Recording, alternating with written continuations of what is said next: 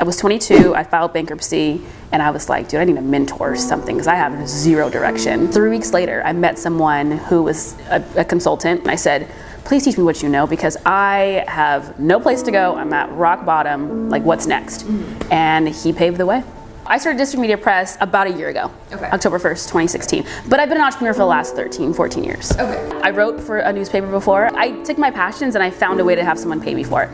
My experience as a girl boss has been very interesting, and so my mentor always taught me there's no emotions in business. So I've had to hide that because things still upset me, but I can't let the market see it. So that was been a little bit of an interesting journey of mine. Men wanting to get in my pants versus take me seriously has been an interesting journey to me. So I think I'm so overly optimistic as how far we've come that I try not to focus on like why things are where they're at. But then I go back to the fact that like we live in a world where everybody's imperfect, and that we're so flawed, and it's social media and media has hyper focused that, right? It's shown a lot of insight on that, and so I think we're more aware of it when it happens versus showing insight on the fact that like less of that happens in the world because there's billions and billions of people. So kind of going off of that and your experience as a girl boss, how did you get where you are today, and what do you attribute your success to? One thing that I've done really well is I've just been really consistent, and I don't mind working really hard.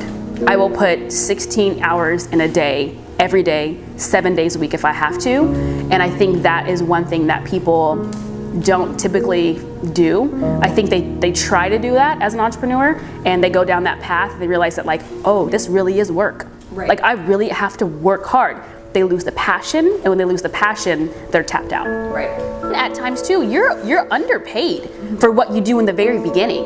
Like you're grossly underpaid for what you do. And my mentor always taught me this. He says at first you'll be underpaid for what you do, but if you do it extremely well, you'll be overpaid later for what you do.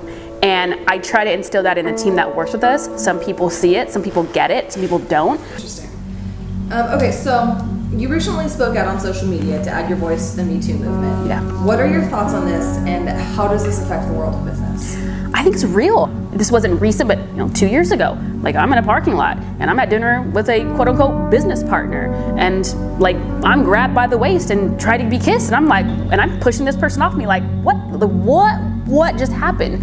And I think that people don't understand when you do that to someone and it's not welcomed, that's a real issue. That stays with that person, like if it's traumatic enough for the rest of their lives. So I think that these conversations, they need to be had because it sheds some insight on how we need to create boundaries. We've been talking about how social media plays such a huge role in business these days.